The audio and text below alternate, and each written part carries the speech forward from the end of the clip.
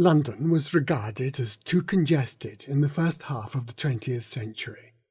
This led to plans for more green space within London and for low-density new towns on greenfield sites outside London. The landscape ideas embodied in the London plan and the Newtown plans were surprisingly similar and seemed to derive, via Ebenezer Howard, from the history of landscape architecture. Howard wrote little about where the Garden City idea came from, but he published as diagram number 4 a plan of Adelaide in Australia. It has town squares and a surrounding belt of parkland. These ideas surely came from London. They may have travelled to Australia via Philadelphia or via an anonymous friend of Australia who advised that all the entrances to every town should be through a belt of park about a mile or two in diameter. The friend mentioned Regent Street, and may well have been thinking about its connection to Regent's Park, which was then on the outer edge of London. Or Adelaide's planners may have seen John Claudius Loudon's 1829 plan for circular breathing zones around London. Howard's diagram number 3 on the left shows that he was influenced by Olmsted and by American landscape architecture. It has a Fifth Avenue running beside a central park. Howard died in 1928, and garden cities lacked official support until, in the 1940s, his ideas were adopted by the London County Council.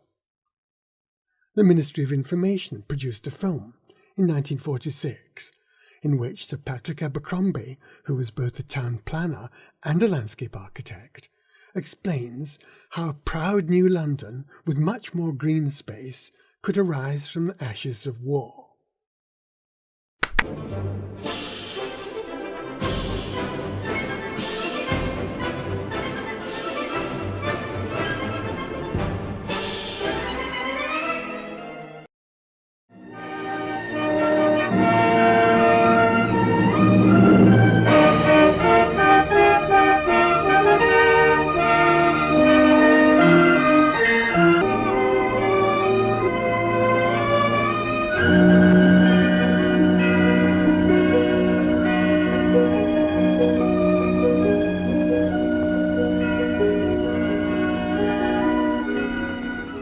London, the greatest city the world has ever known.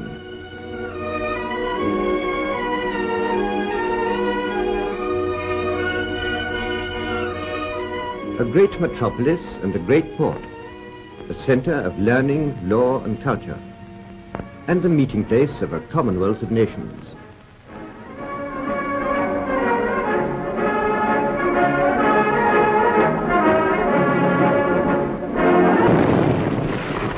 Then war, total war, came to London.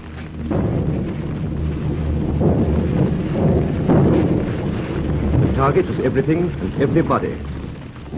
But as they set about the job of clearing up the wreckage, the people of London began to see their city with new eyes. In 1941, we asked our architects to prepare a plan that would bring a new order and dignity to the whole of the County of London. But first of all, we had to find out everything about this great city we were planning to rebuild. Everything about its history and its geography, its people, and the way they live. We had to find out how much of it had been totally destroyed and how much of it was in such a bad state that it would have to be rebuilt anyway. Everything that affected the lives of Londoners, past, present, and future, had to be taken into consideration in our plans. We'd like Londoners to see more of the river than they do at present. It's nearly all shut in by commerce and industry and so on. Well, there's very good reason for that, you know. The Thames is their chief artery of overseas trade. Oh, we realise that, of course. No doubt some tie-in that could be done and more access given to the riverfront. But in the view of the Port of London Authority, trade considerations must come first. After the survey came the analysis and the design. It wasn't until all this information had been collected and the results tabulated and put into records that we could begin to see the broad outlines of the task before us. and our architects could get to work on their first designs for the new London.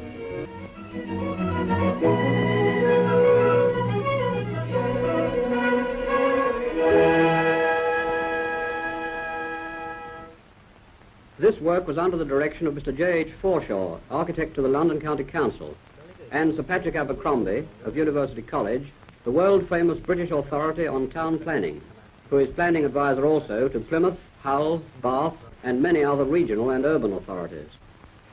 Here in this book is a plan for the County of London. It isn't a hard and fast blueprint. Our plan is an idea, a plan for something that is living, something that is growing. Yes, it's rather like the way you plan a garden. You've got to give the plants air and sunshine, and then also you've got to give them shelter from wet and cold. And they've got to have room to grow. And I tell you what, there mustn't be any overcrowding. There must be change, always change, as one season or one generation follows another. The city exists because men have realized that by living together, they can enjoy many advantages. And it was this idea, the idea of people living in communities, that has formed the basis of our plans. London, of course, used to be a collection of scattered village communities. Only 200 years ago, the central core was quite small. Round it were the villages, each living its own community life, and each surrounded by open country. But as London grew, the villages grew also, and spread closer and closer together until they joined up in one huge and tidy sprawl, which is London as we know it today. You see, the trouble is that London grew up without any plan or order. That's why there are all those bad and ugly things that we hope to do away with if this plan of ours is carried out. Yes, when you come to look at London, it's an amazing mixture of good and bad, of beautiful and ugly. It's a mixture, all right. Mile upon mile without an open space, where houses and factories, pubs, schools and churches are all jumbled up together in a hopeless confusion. And then in other parts, fine spacious parks and public gardens.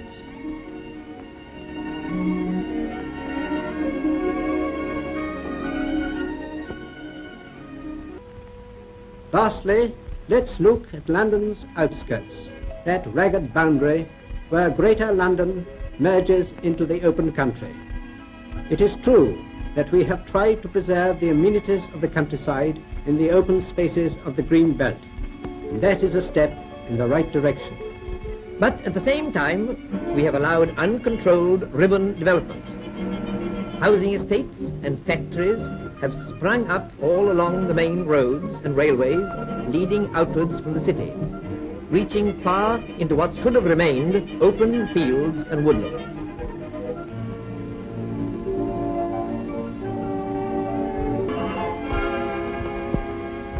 Yes, the spirit of the communities is still there. The trouble is their boundaries have got blurred and lost in London's untidy sprawl. It seemed to us that a solution of the problem lay in the replanning of these communities, keeping what was good and replacing what was bad. It's a pretty gigantic scheme affecting the future of the whole of London. But big problems call for big solutions, and there are parts of London where rebuilding can start right away. And the result of all this would be all the essentials for living, playing and working under decent conditions, near at home, and plenty of light, air and space for everyone.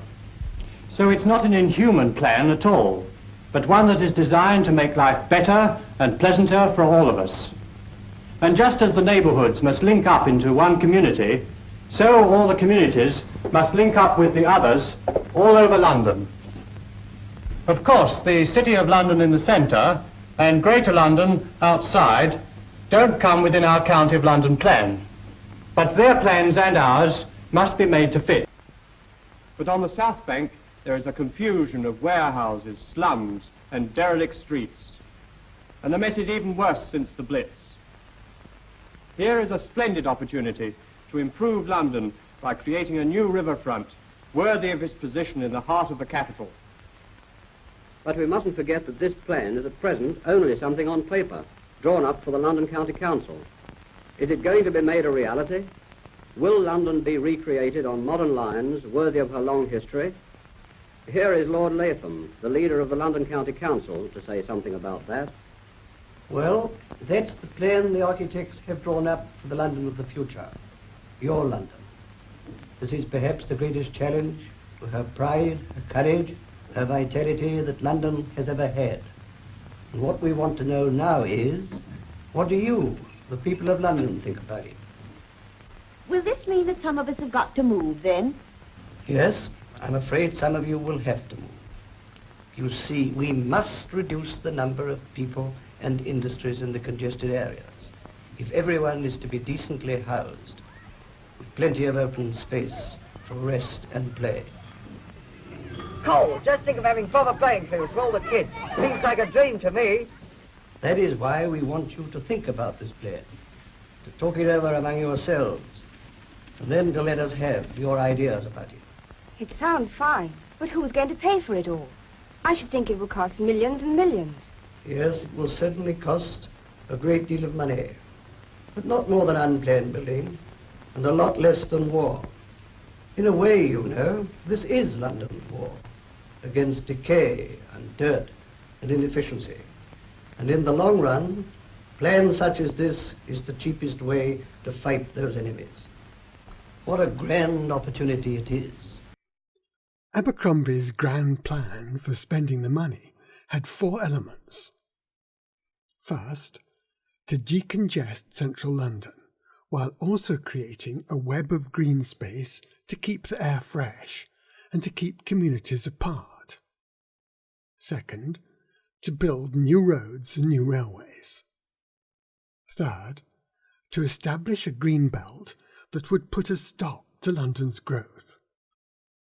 Fourth, to build a satellite ring of new towns, with green space separating the new towns from each other and separating the neighbourhoods within the towns. Abercrombie was a landscape architect as well as an architect and a planner. His approach to London planning was rational, scientific, analytical, and abstract. This was both its strength and its weakness, just as it became for the new towns. They were planned with an even simpler version of Abercrombie's London plan principles.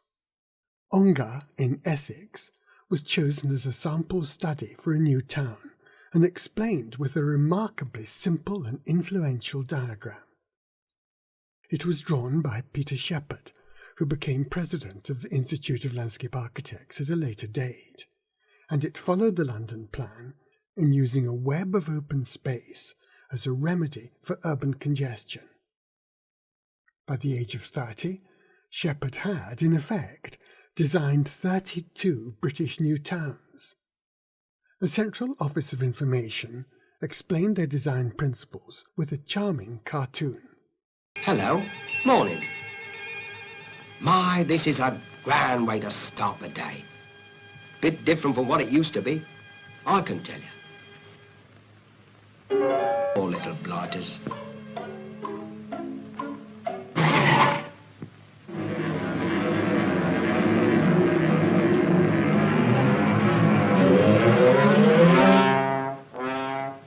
I tell you, by the time I got to work, I was all in. Well, one day I was proper fed up with it all. It seemed to me we'd made a real mess of things in our town. Still, if you can make a muck-up of things, you can put them right. Boy, that's when I had a great idea. And it's... Let's start by seeing how our town looked 150 years ago. Small, compact, thriving, small population. Then the Industrial Revolution happened. Industry moved into the town. It needed workers.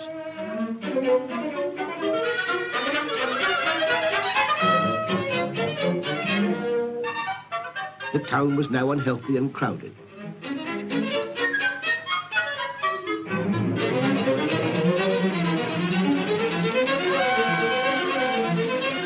In fact, our town has turned into a monster.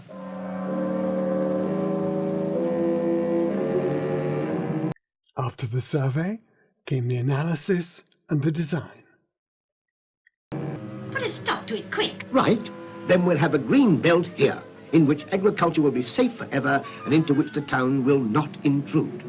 That doesn't solve the problem, however. We're still overcrowded. I say move out. Make a fresh start. Stop. Don't do something you'll be sorry for later. Come back and let's think it over. If we're to make room for everyone without spreading out, we must build upwards.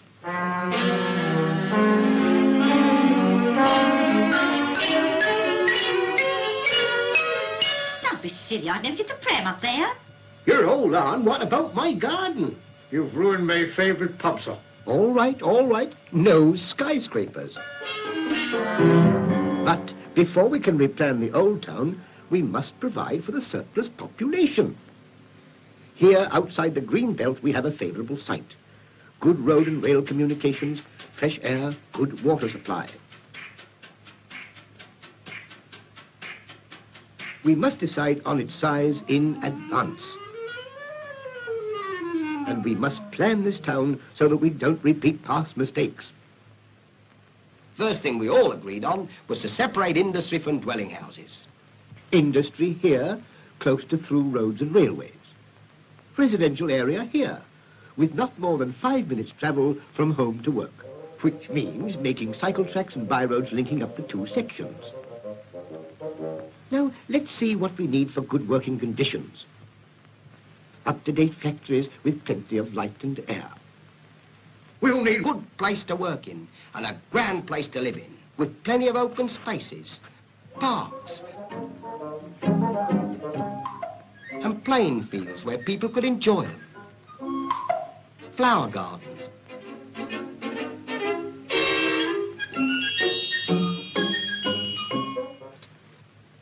Let's consider it as a series of neighbourhoods and take any one of them. Now, how shall we plan? Most important of all is the child. So we'll need pedestrian routes for the pram pusher. Nursery schools within 400 yards of every home. Primary schools within safe and easy reach. And finally, we started on the houses. The site was planned for maximum sunshine, and then everyone could take his choice. Detached houses. Semi-detached. Terraced houses.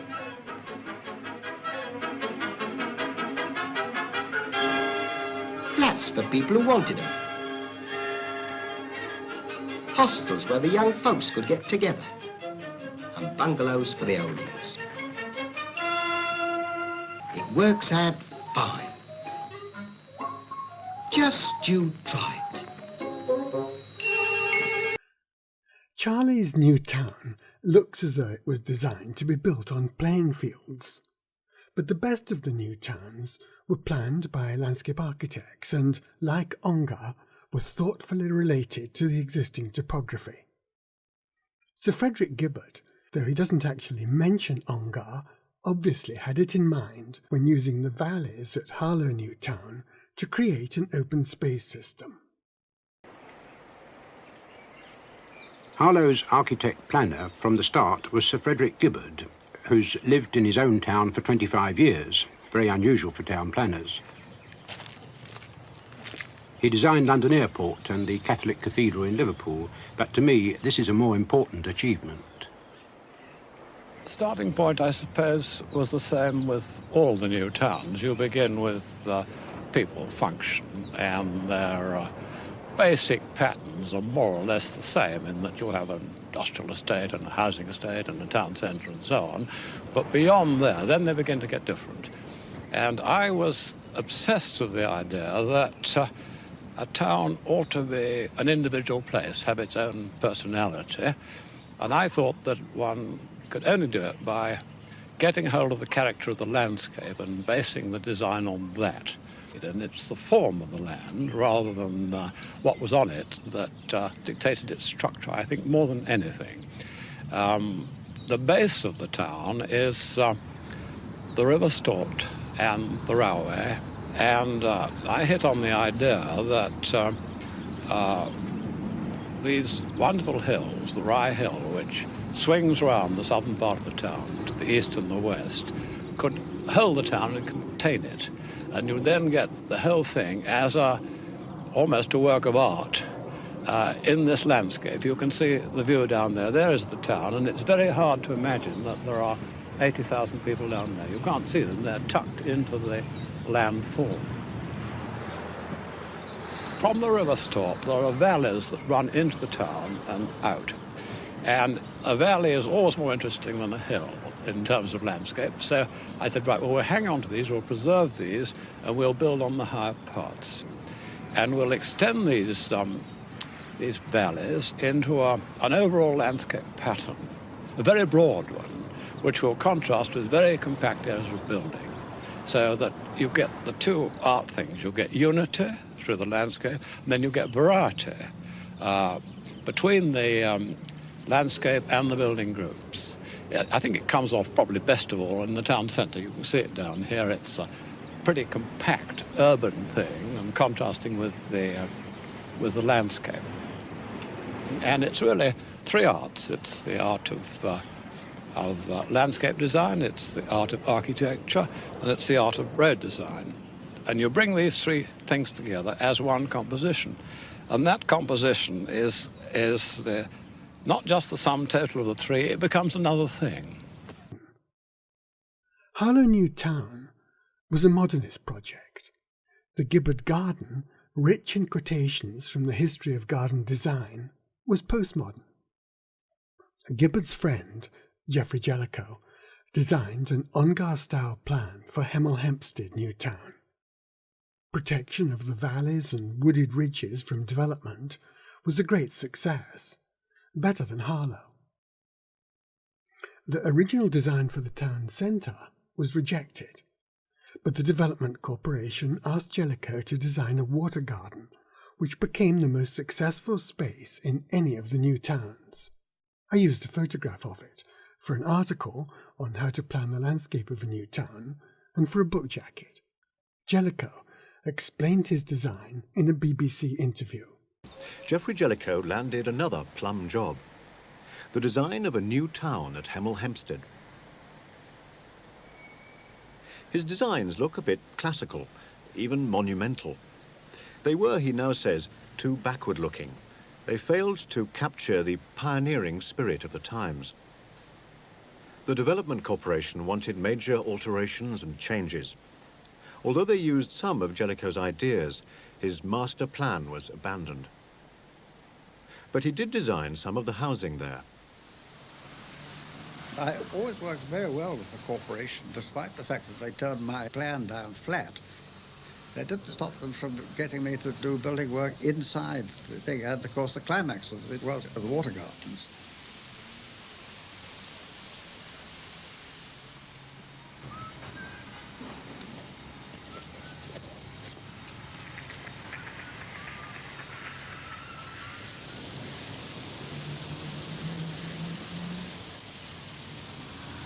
Well, it was a public park. It separated the car parks from the shopping centre, and it was a very narrow strip, and one made it so that when you were inside that garden, you were not aware of either of these things on either side. The car park was completely hidden. What Jellicoe has done is to go beyond a simple plan and collection of objects, and to build into his schemes connections with mythology, the history of ideas, particular artists and architects. At Hemel Hempstead, the plan is based on a serpent. Jellicoe says that this shouldn't be brought to the fore. Personally, I've always found it much more interesting knowing that there is a serpent hidden there. Such an attraction that it drew the shopping from miles away. This was the pull of what landscape could do. It was one of the earliest of what I think the modern public park should be.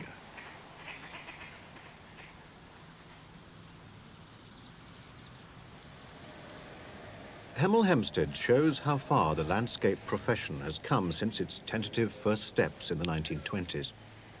It is now taken for granted that not just parks and gardens, but the landscaping of roads, derelict ground, industry and housing are now all part of the job. Jellicoe couldn't be more pleased, but he wants something more. In the creation of landscape, is it not possible to lift landscape onto the same plane as the other great arts? Each year, the designers of Hemel Hempstead and Harlow would visit a new city together. This is Prague. Jellicoe spent his time walking, looking and thinking. Gibberd spent his time taking photographs.